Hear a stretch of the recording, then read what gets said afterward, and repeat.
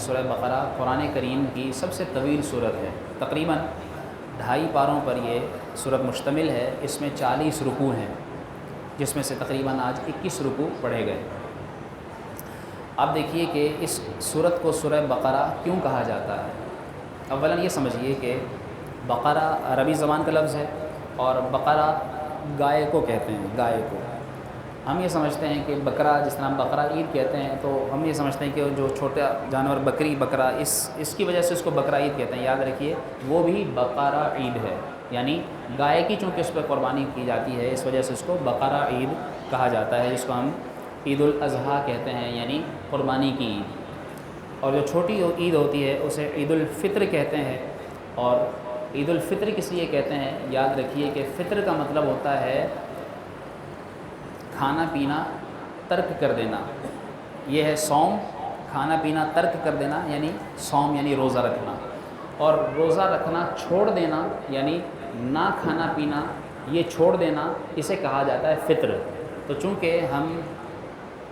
رمضان کے بعد اللہ تعالیٰ کی طرف سے گویا کہ اجازت مل جاتی ہے کھانے پینے کی، تو اس کھانے پینے کی خوشی میں جو ہم عید مناتے ہیں اس کو کہتے ہیں عید الفطر، یعنی نہ کھانے پینے کی خوشی میں عید منانا، ٹھیک ہے۔ اسی وجہ سے ہم لوگ فطرہ ادا کرتے ہیں اللہ کی بارگاہ میں۔ فطرہ بھی چونکہ فطر سے بنا ہے، اور چونکہ ہمیں کھانے پینے کی اجازت مل جاتی ہے، تو اس شکر میں ہم فطرہ ادا کرتے ہیں۔ اور فطرہ کتنا ہوتا ہے ابھی سے سمجھ لیجئے۔ فطرہ ہر جان کے بدلے، یعنی ہر انسان جو جیتا جاگتا زندہ ہو، چاہے پھر وہ ایک دن کا بچہ بھی ہو، یعنی پیدائشی بچہ بھی کیوں نہ ہو، تو اس کی جان کے بدلے بھی، اور جو بھی گھر میں افراد جتنے بھی ہوں، مرد ہوں، عورت ہوں، بچے ہوں، بڑے ہوں، چھوٹے ہوں، جتنے بھی سب افراد کی طرف سے، ہر فرد کی طرف سے ایک فطرہ، یعنی تقریباً 2.25 کلو آٹے کی رقم، 2.25 کلو آٹے کی رقم۔ اب جس طرح آج کل غالباً آٹا جو ہے وہ تقریباً 150 روپے کلو ہے یا 160 روپے کلو ہے، تو اس حساب سے آپ 100 کلو آٹے کا حساب لگا لیجئے۔ اگر 160 روپے کلو چکی کا آٹا ہے تقریباً، تو 2 کلو آٹے کے بنیں گے 320 روپے، اور مزید 1 پاؤ آٹے کے 40 روپے۔ تو اس طرح تقریباً 360 روپے فی فرد جو ہے وہ فطرہ ہوگا۔ تو اگر کوئی اس سے ہلکا آٹا کھاتا ہے تو علماء نے غالباً 320 روپے کا اعلان کیا ہے، یا 300 کا شاید اعلان کیا ہے، 320 روپے کا۔ تو 320 روپے جو ہے وہ آپ فطرہ ادا کریں گے، ٹھیک ہے۔ تو اس وجہ سے ہم اس کو کہتے ہیں عید الفطر۔ تو بڑی عید کو ہم کہتے ہیں عید الاضحیٰ، یعنی بقرہ عید۔ اور میں نے بتایا جیسے ہم نے قرآن کی صورت سنی سورہ بقرہ، تو اس کو بھی چونکہ اس گائے کا اس صورت میں ذکر ہے، اس وجہ سے اس کو سورہ بقرہ کہا جاتا ہے۔ آپ کی معلومات میں انشاءاللہ بہت اضافہ ہوگا۔ بقرہ اس صورت کا نام کیوں رکھا گیا؟ دراصل اس صورت کے 8ویں رکوع میں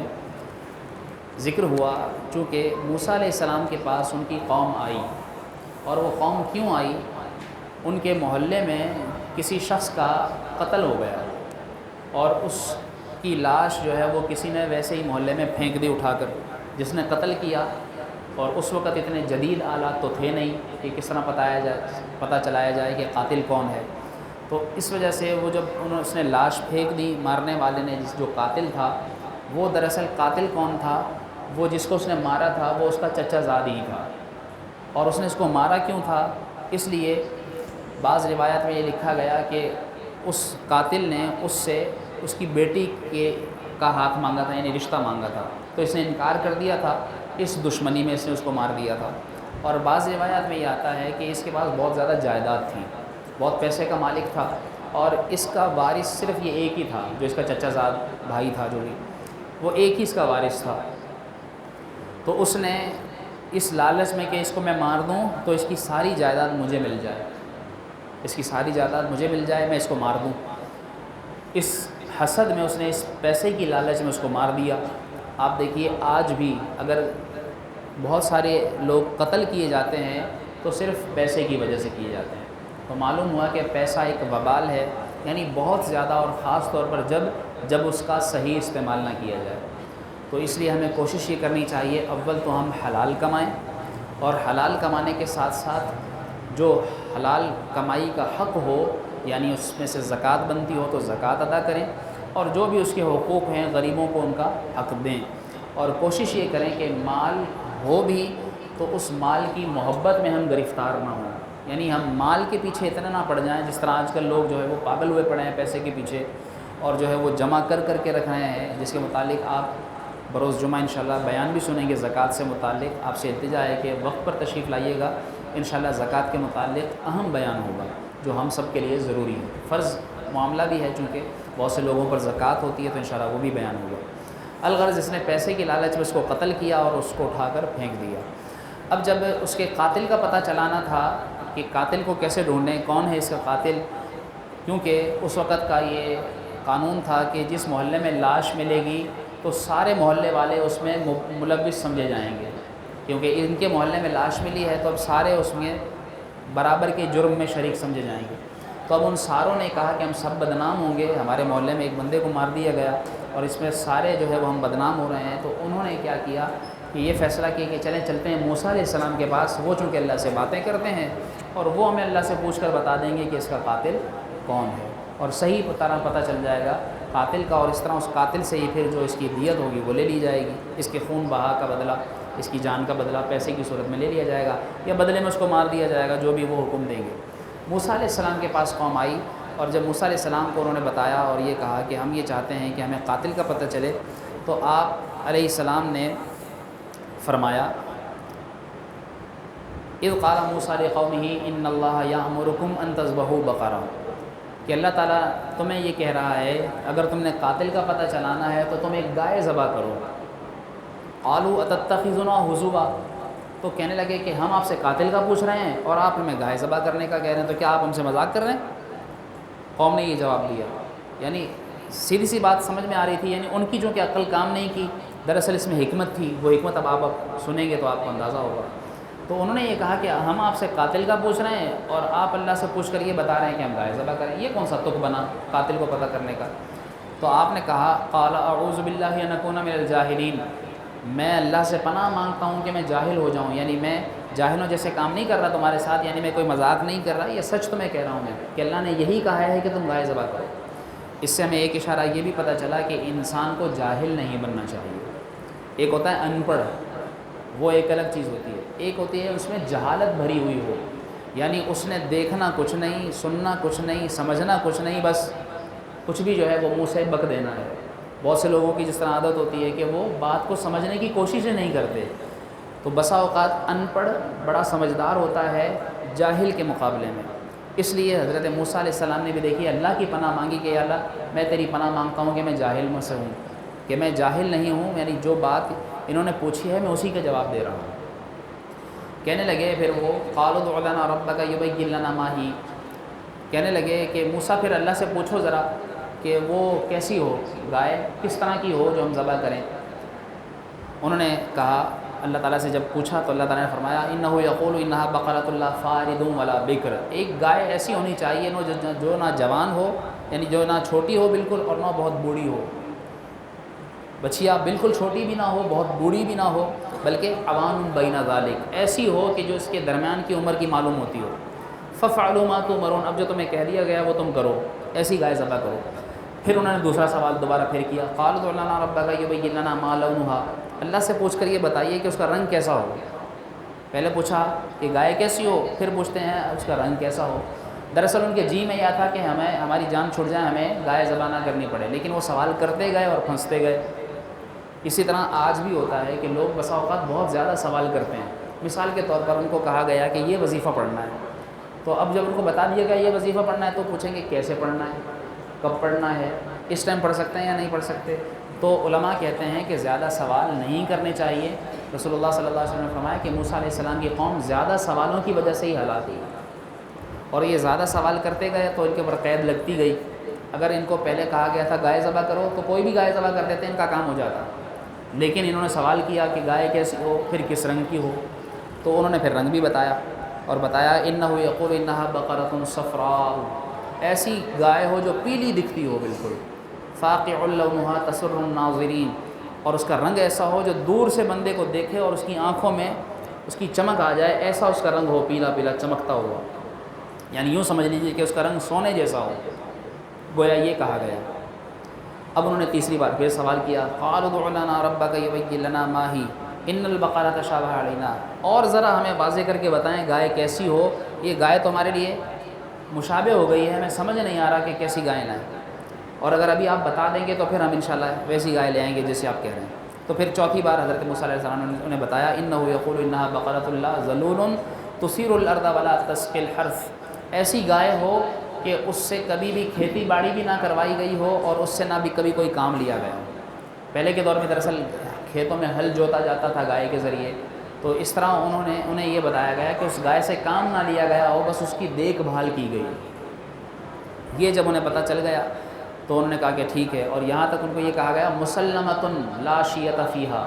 ایسی ہونی چاہیے بالکل بے عیب، بالکل صحیح سلامت گائے ہونی چاہیے، اور اس کے اندر جو ہے وہ کوئی بھی عیب نہیں ہونا چاہیے۔ انہوں نے کہا الآن جیتا بالحق، اچھا اب ہمیں آپ نے صحیح بتایا نا، اب ہم جو ہے وہ لاتے ہیں گائے اور ڈھونڈتے ہیں۔ اب وہ گائے ڈھونڈنے نکلے۔ کہتے ہیں کہ بنی اسرائیل میں ایک شخص تھا، وہ شخص اپنے باپ کا بڑا فرما بردار تھا، وہ شخص اپنے باپ کا بڑا فرما بردار تھا۔ آپ نے تو ماں کا سنا ہوگا، اس میں آگے سناتے ہیں، آپ کو ماں کا بھی بتاتا ہوں۔ اس سے پہلے جو ہے یعنی وہ جو بچہ تھا اس کا جو باپ تھا، وہ باپ اپنے باپ کا یعنی اس بچے کے دادا کا وہ بڑا فرما بردار تھا۔ وہ فرما بردار کس طرح تھا، کتابوں میں علماء نے یہ بھی لکھا ہے کہ ایک مرتبہ اس کا جو والد جو کام کرتا تھا تو وہ والد چابیاں اپنے پاس رکھتا تھا، اور جب بھی کوئی گاہک آتا تھا تو وہ چابی نکالتا تھا، پھر سامان کھولتا تھا اور نکال کر دیتا تھا۔ تو ایک دفعہ ایک گاہک آیا اور اس نے بڑا مہنگا سودا مانگا اور بہت زیادہ جو ہے اس نے آفر کی پیسوں کی، لیکن سامان جو تھا وہ صندوق میں بند تھا، اور جو ہے وہ اس کا یہ بیٹا جو ہے نا اس جگہ پر وہ اس گاہک کے ساتھ ڈیلنگ کر رہا تھا۔ تو اس گاہک نے کہا کہ تم جو ہے وہ مجھے مال دے دو۔ وہ کہنے لگا کہ مال تو میں دے دوں گا لیکن وہ مال ہے صندوق میں، اور باپ میرا سویا ہوا ہے اور چابی اس کے پاس ہے اور میں اس کو اٹھا نہیں سکتا، اس کے آرام میں خلل نہیں ڈالوں گا۔ کتابوں میں لکھا ہے کہ اس نے باپ کے آرام کو ترجیح دی اور بہت بڑی آفر کو ٹھکرا دیا کہ میرے باپ کے آرام میں خلل نہ پڑے، اور اس طرح وہ گاہک چلا گیا۔ کتابوں میں آتا ہے کہ اللہ رب العالمین نے اس اپنے باپ کے ادب کرنے کی وجہ سے پھر اللہ تعالیٰ نے اس کو یہ مقام عطا فرمایا کہ اس کے بعد سے وہ جو بھی کوئی سودا کرتا تھا اسے اس میں دگنے سے دگنا منافع ہوا کرتا تھا۔ کیا معلوم ہوا کہ والد کا ادب بھی کرنا چاہیے۔ لوگ ماں کے ادب کے متعلق ماں کی فضیلتیں تو بڑی بیان کرتے ہیں، لیکن باپ کی بھی بڑی شان ہے، اور اللہ نے بڑا مقام رکھا ہے والد کا۔ اور یاد رکھیے کہ جس طرح ماں جو ہے وہ ماں کے قدموں کے نیچے جنت ہے، تو احادیث کا خلاصہ یہ ملتا ہے کہ باپ اس دروازے کی، اس جنت کا جو دروازہ ہے اس کی چوکھٹ ہے باپ۔ یہ چوکھٹ کے بغیر دروازہ فکس نہیں ہوتا۔ تو جس طرح ماں کو راضی کرنا ضروری، ایسے ہی باپ کو بھی راضی کرنا ضروری۔ اور جو باپ ہے وہ جانتا ہے کہ وہ اپنی اولاد کے لیے کیا کچھ کرتا ہے، کس طرح اپنی اولاد کو جو ہے وہ کما کر کھلاتا ہے، کس طرح انہیں پالتا ہے، ان کی پرورش کرتا ہے، وہ باپ بہتر جانتا ہے۔ بہرحال مختصر کروں، پھر اس کا جو بیٹا تھا جس نے سودا ٹھکرایا تھا، پھر جب یہ تھوڑا بڑا ہوا تو اس کے باپ نے ایک گائے تھی، وہ گائے اس کے لیے چھوڑی تھی۔ وہ گائے ایک چھوٹی، اس وقت گائے چھوٹی تھی، اور اس نے جب اس کے انتقال کا وقت آیا تو اس نے وہ گائے جنگل میں چھوڑ دی، اور یہ دعا کی کہ یا اللہ اس گائے کی تو حفاظت کرنا، جب میرا بچہ بڑا ہو تو اسے یہ گائے تو اسے اور اچھے داموں میں عطا کرنا، یعنی اسے اس کا گائے کا بدلہ دینا اس کو، جو اس نے میری خاطر اتنا بڑا سودا ٹھکرایا ہے۔ کتابوں میں آتا ہے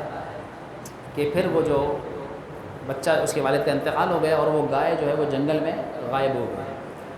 پھر اس کی ماں نے اس کی پرورش کی، اور جب وہ بڑا ہوا تو اس کی ماں نے پھر اسے کہا کہ بیٹا تمہارا باپ مرتے وقت ایک گائے چھوڑ گیا تھا اور اس نے جنگل میں چھوڑا تھا، اور اس نے یہ کہا تھا کہ یا اللہ تو اس کی حفاظت کرنا، تو تم ایسا کرو کہ اب جاؤ، ہمیں پیسوں کی ضرورت ہے، اور اس گائے کو آواز دو، اللہ نے چاہا تو وہ گائے تمہارے پاس چل کر چلی آئے گی۔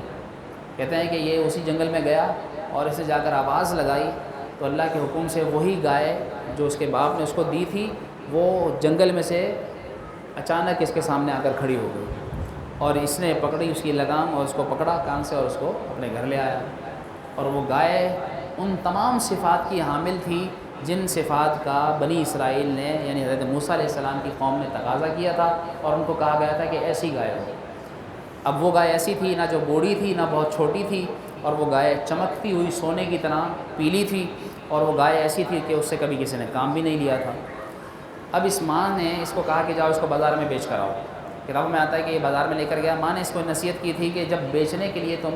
دام لگاؤ اور کوئی گاہک تمہاری آفر قبول کرے تو پہلے مجھ سے پوچھنا، اس کے بعد اس کو بیچنا۔ یہ بیچنے کے لیے گیا، اس نے اس کا دام لگایا۔ اس وقت کہتے ہیں کہ 3-4 دینار جو ہے وہ گائے کی قیمت تھی، 2-3 دینار 4 دینار۔ تو اس نے جب ایک گاہک آیا، اس گاہک نے کہا کہ میں تمہیں 4 دینار دیتا ہوں، گائے مجھے دے دو۔ کہنے لگا لیکن پہلے میں اپنی ماں سے پوچھوں گا۔ اس نے کہا ماں سے نہیں پوچھو، میں تمہیں 4 کے 8 دینار دوں گا۔ اس نے کہا نہیں، ماں سے پوچھے بغیر نہیں دوں گا۔ وہ پوچھنے جاتا ہے ماں سے، تو ماں کہتی ہے کہ نہیں ابھی نہیں بیچنا، اور وہ آ کر منع کر دیتا ہے۔ پھر اس کے اگلے دن جو ہے وہ اس کی ماں کہتی ہے اب تم اس کی 8 دینار قیمت لگاؤ۔ دوسری بار بھی اسی طرح ہوتا ہے، وہ کوئی اور گاہک کی صورت میں آتا ہے اور وہ اس کی 8 دینار اس کی قیمت لگاتا ہے، اور وہ کہتا ہے کہ لیکن ماں سے پوچھوں گا۔ یعنی دوسری دفعہ بھی اسی طرح ہوتا ہے کہ ماں اس کو کہتی ہے کہ ابھی نہیں بیچنا، اس کی ڈبل قیمت کرو 16 دینار۔ یہاں تک کہ تیسری بار جب ماں اس کو کہتی ہے کہ تم ایسا کرنا، اب کی بار جب گاہک آئے تو اس کو کہنا کہ تم سچ سچ بتاؤ کہ ہم اس گائے کو کتنے میں بیچیں، کیونکہ وہ کوئی عام گاہک نہیں بلکہ وہ اللہ کا بھیجا ہوا فرشتہ ہے، اللہ کا بھیجا ہوا وہ فرشتہ ہے۔ اور پھر تیسری بار یہ نوجوان اس گائے کے اس گاہک سے پھر کہتا ہے کہ میری ماں نے مجھ سے کہا ہے کہ میں تم سے پوچھوں کہ ہم اس گائے کو کتنی قیمت میں بیچیں۔ تو پھر وہ فرشتہ کہتا ہے کہ دیکھو اللہ تعالیٰ نے تمہیں بھی، یعنی وہ فرشتہ دراصل انسانی شکل میں آیا تھا، اور کتابوں میں آیا کہ پھر وہ کہتا ہے کہ اللہ تعالیٰ نے تمہیں یہ صلہ دیا ہے کہ جس طرح تم نے پہلے اپنے والد کی اطاعت کی تو اللہ تعالیٰ نے تمہیں یہ صلہ دیا، اور اب تم اپنی والدہ کی بھی اطاعت کر رہے ہو، تو اس کے صلے میں اب دیکھو تمہارے لیے اس گائے کی کتنی قیمت ملے گی کہ تم ساری زندگی تم بھی اور تمہاری ماں بھی بیٹھ کر زندگی گزارو گے، یعنی پھر تمہیں کسی جگہ اور کمانے کی ضرورت نہیں پڑے گی۔ وہ کہتا ہے کہ اس کی قیمت یہ لگاؤ کہ اس گائے کو ذبح کرنے کے بعد جو اس کی کھال اترے گی اس کھال میں سونا بھر کر تمہیں دیا جائے گا تو تم اس گائے کو بیچو گے۔ اتنی اس نے قیمت لگائی۔ اور پھر یہ بنی اسرائیل جو گائے ڈھونڈ رہے تھے، یہ ڈھونڈتے ڈھونڈتے اس کے پاس پہنچتے ہیں اور یہ کہتا ہے کہ اتنی قیمت ہم لیں گے، اور وہ آخر مجبور ہوتے ہیں چونکہ انہوں نے قاتل کا پتہ لگانا تھا، تو وہ اتنی جو ہے وہ گائے کی قیمت آفر قبول کرتے ہیں کہ جی ہم اس گائے کی کھال میں سونا بھر کر آپ کو دیں گے اور ہمیں یہ گائے دو۔ اس طرح پھر یہ سودا ہو جاتا ہے، اسے اس کا بدلہ مل جاتا ہے، اور پھر گائے کو لے کر جاتے ہیں اور اس کو جا کر ذبح کرتے ہیں۔ فَذَبَحُوهَا وَمَا كَادُوا يَفْعَلُونَ، اللہ تعالیٰ نے فرمایا وہ اس کو ذبح کرتے ہیں لیکن وہ ایسے کرنے والے تھے نہیں، لیکن چونکہ وہ مجبور ہو گئے تھے اور ان کو کرنا پڑا۔ اور یہ قرآنی واقعہ ہے، اس کی تفسیر میں علماء نے بہت سارا یہ کچھ لکھا ہے جو میں نے آپ کو سنایا، حتیٰ کہ وَإِذْ قَتَلْتُمْ نَفْسًا فَادَّارَأْتُمْ فِيهَا وَاللَّهُ مُخْرِجٌ مَا كُنتُمْ تَكْتُمُونَ۔ پھر اللہ تعالیٰ نے فرمایا کہ جب تم نے ایک بندے کو مار دیا تھا اور اللہ تعالیٰ دیکھو جو تم چھپا رہے تھے اس تمہاری چھپائی ہوئی، یعنی جس قاتل کو تم چھپا رہے تھے، دیکھو اللہ تعالیٰ نے قاتل کو کیسے تمہارے سامنے ظاہر کیا۔ کیا حکم دیا؟ فَقُلْنَا اضْرِبُوهُ بِبَعْضِهَا، حکم یہ ہوا اس گائے کو ذبح کرنے کے بعد جو اس کی پونچھ ہے، دم ہے جو اس کی، یہ دم اس قاتل کو مارنا۔ تم جیسے ہی اس قاتل کو مارو گے تو وہ زندہ ہو جائے گا اور وہ زندہ ہو کر بتائے گا کہ اس کو کس نے قتل کیا ہے، اور پھر اس کو ذبح کرتے ہیں اور اس کی دم سے جب اس کو مارتے ہیں تو وہ زندہ ہو کر بتاتا ہے کہ مجھے مارنے والا کوئی اور نہیں بلکہ میرا اپنا چچا زاد بھائی ہی ہے۔ یہ واقعہ یہاں تک علماء نے لکھا، اور لکھنے کے بعد کہتے ہیں کہ اول تو یہ معلوم ہوا کہ اس بات کی وجہ سے، چونکہ اس پورے رکوع میں گائے کا ذکر ہے، اس وجہ سے اس کو سورت کو سورہ بقرہ کہا جاتا ہے۔ آپ کو معلوم ہوا کہ گائے بقرہ کو کہتے ہیں اور اس وجہ سے اس سورت کو سورہ بقرہ کہا جاتا ہے۔ پھر سے دوسری بات یہ معلوم ہوئی، یہ بھی پتہ چلا کہ اللہ تبارک و تعالیٰ چاہے تو کس طرح مردے کو زندہ فرما دیتا ہے اس کے حکم سے، یعنی پوچھ اگر اللہ کا حکم ہوتا، صرف حضرت موسیٰ علیہ السلام اتنا ہی کہہ دیتے کہ اللہ کے حکم سے کھڑا ہو جا تو وہ کھڑا ہو جاتا، لیکن اللہ کے ہر کام میں حکمت ہوتی ہے۔ تو ہمیں اپنی زندگی میں یہ سبق لے لینا چاہیے کہ ہمارے ساتھ جو بھی ہو ہماری تقدیر کے مطابق، اللہ کے حکم کے مطابق، یا بسا اوقات ہم پر کوئی مصیبت آئے تو ہمیں یہ سمجھنا چاہیے کہ اس میں ہمارے لیے کوئی اچھا ہی پہلو ہوگا، کوئی خیر کی بات ہوگی جو ہمارے ساتھ ایسا ہوگا، اور اس سے ہمیں یہ سبق بھی لینا چاہیے کہ اگر ہمارے ساتھ برا ہوا تو یہ برائی ہمارے اعمال کی شامت ہے، ہمارے کیے کا بدلہ ہے، ہمارے ہاتھوں کے کرتوت ہیں جس کی وجہ سے ہمارے ساتھ ایسا ہوا۔ اسی طرح اس سے ایک بات، آخری بات یہ بھی پتہ چلی کہ اللہ تبارک و تعالیٰ نے دیکھیے کہ موسیٰ علیہ السلام کی قوم کو کس طرح ایک مردے کو زندہ ہوتے ہوئے دکھایا، کس طرح ایک گائے کے ذریعے یعنی پوچھڑ اس کی جو اس کی دم تھی، جو اس کی پونچھ تھی، وہ ماری گئی اور مردہ زندہ ہوا، تو انہوں نے مردہ زندہ ہوتے بھی دیکھا،